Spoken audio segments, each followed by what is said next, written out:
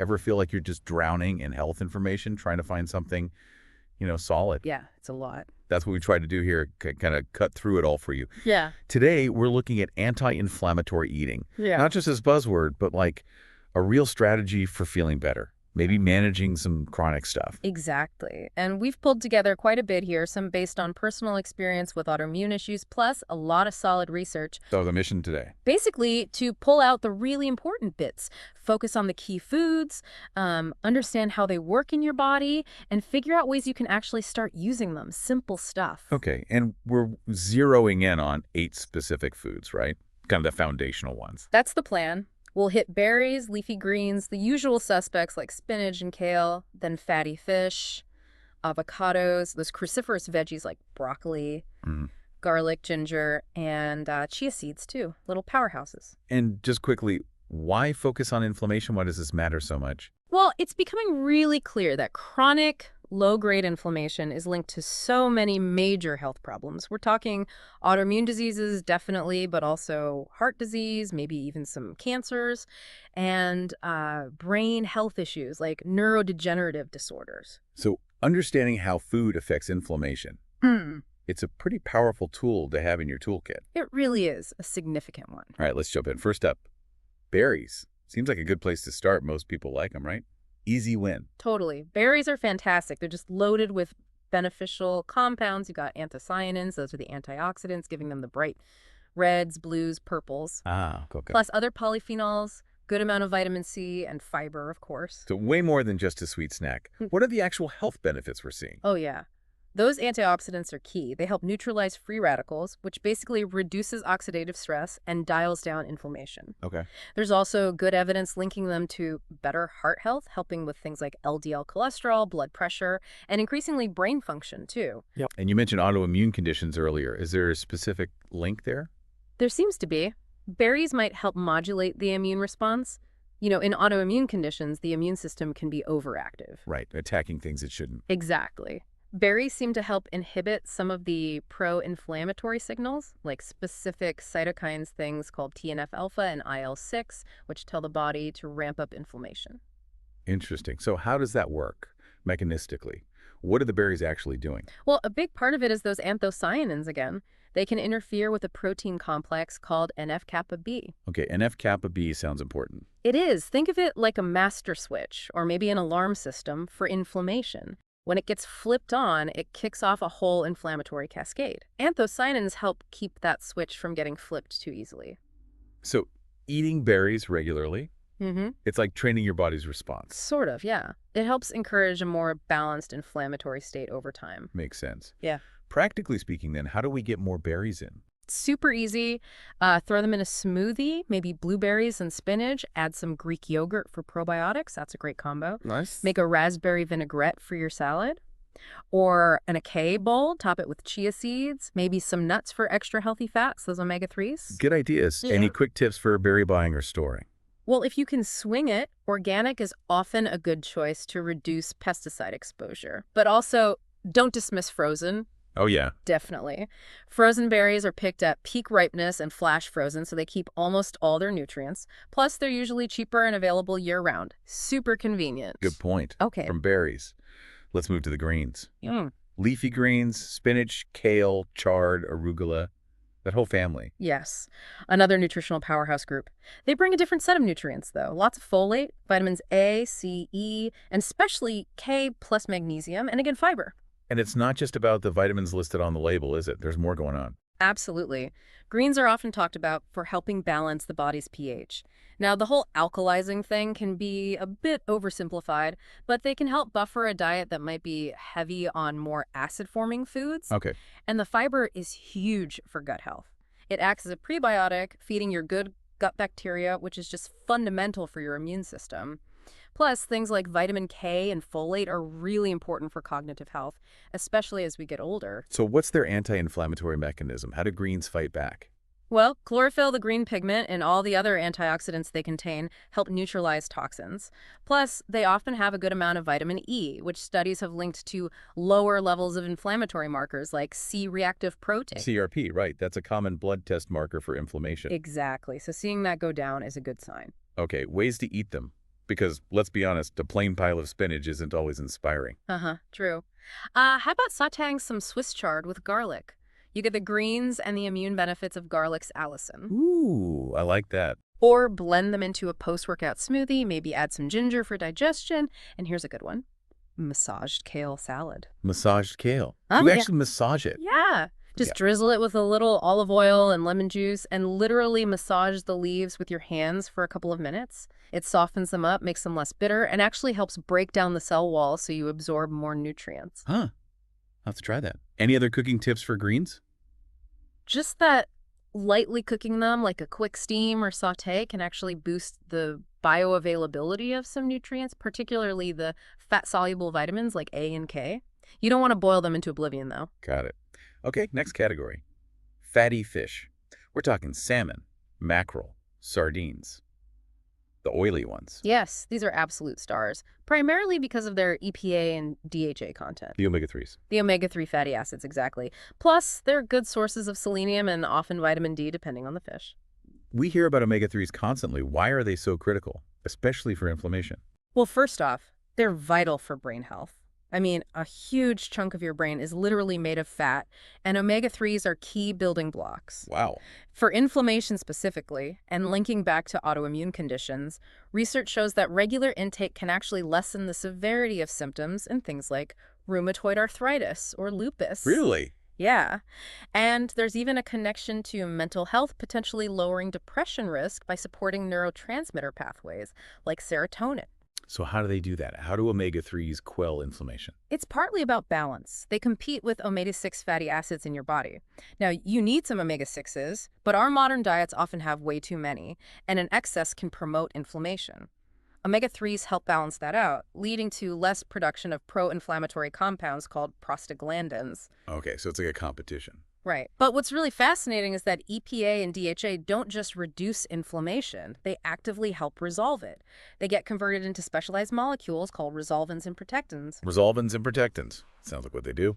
Exactly. They basically signal the body to clean up the mess after an inflammatory response and return to normal. It's an active switching off process. That is cool. So practical ways to get more fatty fish. Simple baked or grilled salmon is always good. Maybe with the citrus glaze, the vitamin C actually helps you absorb iron better too. Nice tip.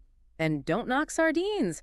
Mash them up on some avocado toast. You get the omega-3s from the fish and the healthy monounsaturated fats from the avocado. Double whammy. Good combo. What about sourcing? Wild-caught versus farmed. Does it matter? It can. Generally, wild-caught fish, especially from cold waters like Alaskan salmon, tend to have a better omega-3 profile and potentially fewer contaminants like PCBs. If choosing farmed, look for ones raised sustainably, sometimes with better feed practices. Reading labels helps. Right. Okay, speaking of avocado, let's move right into that. Super popular, very versatile. And for good reason. Besides being delicious and creamy, avocados are packed with nutrients. Loads of monounsaturated fats, the healthy kind, plus potassium, fiber, and an important antioxidant called glutathione. And the health benefits cover quite a bit of ground. They really do. Studies suggest they can help lower LDL cholesterol, that's the bad kind, and also potentially reduce joint inflammation, which is great news for arthritis sufferers. They're also good for brain health. Some research hints at a protective role against cognitive decline, maybe even Alzheimer's. Plus, a neat trick. The fats in avocado help you better absorb fat-soluble vitamins, A, D, E, K, from other foods you eat with it. Oh, interesting. So eating avocado with a salad actually helps you get more from the veggie. Exactly. Synergy. Okay, so what's the specific anti-inflammatory angle with avocados? The main fat is oleic acid, a monounsaturated fat. It's been shown to inhibit COX-2 enzymes. COX-2, that sounds familiar. It should. It's the same enzyme targeted by many NSAID pain relievers like ibuprofen. So oleic acid has a similar, though milder, anti-inflammatory effect, plus that glutathione I mentioned. It's a master antioxidant that strongly supports your liver's detox pathways, which indirectly helps reduce systemic inflammation. Cool. Creative ways to use them beyond toast and guacamole. Try blending avocado into a creamy sauce with cucumber and herbs, great over zucchini noodles or grilled fish. Or have you ever tried baked eggs and avocado? No. How does that work? You just cut an avocado in half, remove the pit, maybe scoop out a little extra flesh, crack an egg into the hole, season, and bake it. Really good. Adds protein. Definitely trying that. Any trick to keep them from browning so fast? The classic squeeze of lime or lemon juice works wonders. The acidity slows down the oxidation, plus you get a little vitamin C boost. Perfect. Hmm. Right. Shifting gears to the cruciferous family. Broccoli, cauliflower. Sometimes they get a bit of a meh reaction, but they're serious health contenders. Absolutely serious. Don't underestimate them. They contain unique compounds you don't find in many other foods, like sulforaphane and indole-3-carbinol, plus good old fiber. And those unique compounds give them some pretty specific benefits. For sure. They're famous for supporting detoxification, specifically phase 2 liver detox pathways, helping your body process and eliminate harmful substances, including potential carcinogens. Right. Sulforaphane in particular has shown promise in studies related to cancer protection, especially colorectal cancer. And indole-3-carbinol plays a role in healthy estrogen metabolism, which could be relevant for hormone-related health issues. And the anti-inflammatory mechanism, how does sulforaphane work there? It's pretty sophisticated. Sulforaphane can inhibit enzymes called HDACs, histone deacetylases. Okay, HDSEs. These HDACs are involved in controlling which genes get turned on or off. By inhibiting them, sulforaphane can help prevent the switching on of genes that promote inflammation. It's working at a really fundamental level. Wow. So tasty ways to get more broccoli and cauliflower, beyond just steaming them. Oh, yeah. Try a chopped broccoli salad with a light vinaigrette, maybe apple cider vinegar based, add some tang, or make cauliflower rice pulse flores in a food processor and use it as a base for things like tabbouleh. Great way to boost fiber. Good ideas. I heard something about chopping broccoli ahead of time. Is that a real thing? It is. There's an enzyme called myrosinase in broccoli that gets released when you chop it. It converts a precursor compound into active sulforaphane, letting the chopped broccoli sit for like 30, maybe 40 minutes before cooking gives that enzyme time to work, maximizing the sulforaphane you get. Fascinating. Little kitchen chemistry. Pretty much. Okay, let's talk flavor bombs that are also health bombs. Hmm. Garlic and ginger. Starting with garlic pungent stuff. Definitely pungent and powerful. Garlic's been used medicinally for centuries. It's packed with sulfur compounds, including the famous allicin, plus antioxidants like quercetin. And the benefits go way beyond warding off vampires, right? Uh-huh. Indeed. It's well known for its antibacterial and antiviral properties, which helps fight infections that can cause inflammation. There's also research showing it might help protect cartilage in joints, good news for arthritis. And it can help lower blood pressure by relaxing blood vessels. So the anti-inflammatory action, how does garlic pull that off? Allicin is a key player here, too. It seems to suppress some of those pro-inflammatory messengers, the cytokines like IL-1 beta and TNF-alpha we mentioned earlier. Right. And quercetin helps stabilize mast cells. These are immune cells that release histamine and other inflammatory stuff during allergic reactions or inflammation. So stabilizing them means less inflammatory release. Clever. Okay, delicious garlic delivery systems. Roasted garlic is amazing. Squeeze out the soft cloves and mash them into an aioli. Perfect with sweet potato fries. Or, for people sensitive to FODMAX, garlic-infused oil gives you the flavor without the fructans that can cause digestive upset. Good tip. And preparation matters for garlic too, doesn't it? Yeah, similar idea to broccoli. Crushing or mincing garlic releases an enzyme that converts alon into allicin. Letting it sit for 10 or 15 minutes before heating allows for maximum allicin production. Heat can deactivate the enzyme, so giving it that time first is key. Got it. Crush and wait. Now ginger. Oh. Warm, spicy, great in so many things. Another fantastic one. Ginger owes its benefits mainly to compounds like gingerols, shogails, and zingerone. Gingerols are most abundant in fresh ginger. And health-wise, what does ginger bring to the table besides fighting inflammation? It's famously good for digestion. It can help speed up gastric emptying, which can relieve indigestion or bloating for some people. Mm-hmm. It's also well studied for reducing muscle pain, like post-exercise soreness, and even menstrual cramps. And there's some intriguing research on its potential effects against certain cancer cells, particularly colorectal. And how does it tackle inflammation directly? The gingerols act similarly to some other compounds we've discussed. They can inhibit those COX2 enzymes involved in pain and inflammation pathways. Like the avocados and NSAIDs. Exactly. And they also seem to inhibit that NF-kappa B pathway, that master inflammation switch. So hitting inflammation from multiple angles. Okay, favorite ways to get ginger in? Golden milk is lovely, that warm drink with turmeric, ginger, black pepper, and milk, or a non-dairy alternative. The curcumin and turmeric and the gingerols have synergistic anti-inflammatory effects. Oh, cool. They work together. They seem to, yeah.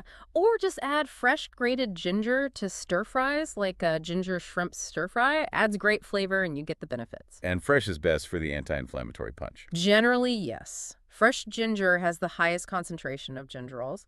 Dried ginger has more showgills, which also have benefits, but for that primary anti-inflammatory effect, fresh is usually preferred. Makes sense. Yeah. Okay, last but not least on our list of 8.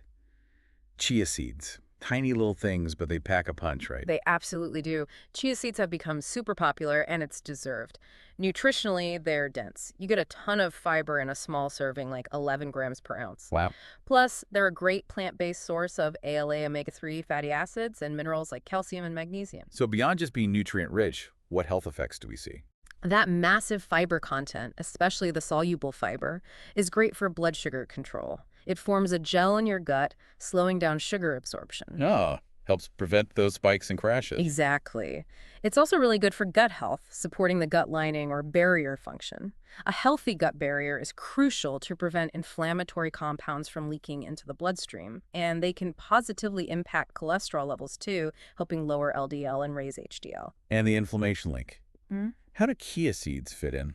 Well, the ALA omega-3s are anti-inflammatory. Now, our bodies don't convert ALA to the more potent EPA and DHA very efficiently. Right, like you get from fish. Exactly. The conversion rate is pretty low, but ALA itself still has anti-inflammatory properties, and it contributes to the overall omega-3 pool. It might influence things like the production of prostaglandin E2, which is a pro-inflammatory compound, so it helps shift the balance. Okay, easy ways to eat them. They seem pretty versatile. Super versatile. Chia pudding is probably the most common. Just soak them in almond milk, coconut milk, whatever you like. Maybe add a little vanilla or sweetener. Top with berries. Nice, a full circle moment there. Yeah. You can also just sprinkle them on yogurt or oatmeal, blend them into smoothies, or use them in baking. Making seed crackers with chia, flax, pumpkin seeds is another great option. Do you need to prepare them specially, like soaking? Soaking is generally a good idea. When they absorb liquid, they form that gel, which makes them easier to digest for many people. Eating large amounts of dry chia seeds could potentially cause some digestive upset because they absorb so much water. Soaking prevents that. Good to know. Wow, that's quite a tour of some amazing foods. It feels like we've covered a lot of ground. Are there maybe 1 or 2 others worth a quick mention? Oh, definitely. We focused on 8, but the list goes on. Turmeric is a huge one, obviously. Its active compound, curcumin, is a potent inhibitor of NF-kappa B and other pathways. Just remember, the black pepper trick piperine boosts curcumin absorption massively. Yeah. Always add pepper. Walnuts are another standout great source of ALA omega-3s and polyphenols. And green tea, rich in EGCG, which has shown effects on reducing inflammatory cytokine production. It's really about building a diverse plate. So pulling it all together, if someone's listening thinking, okay, I want to do this, what's the main message? I think it's the power of consistency. It's not about eating perfectly all the time, but about regularly incorporating these types of foods. Small changes add up. Focus on getting those good fats like omega-3s and monounsaturated fats. Load up on antioxidants from colorful plants, berries, greens, all of them. And don't forget fiber. Those seem to be the pillars. It really does feel like that old saying, let food be thy medicine. Has a lot of truth to it, doesn't it? It puts some power back in your hands. It absolutely does. It's about being proactive, nourishing your body with the things that help it function optimally, and manage inflammation naturally. And like you said, there are tons of resources out there, recipes, meal plans, to help make this a really enjoyable and sustainable way to eat. This is incredibly insightful. Thank you so much for breaking down the science and making it so practical. Really gives you something to think about for your next meal. My pleasure. It's fascinating stuff, and hopefully empowering too.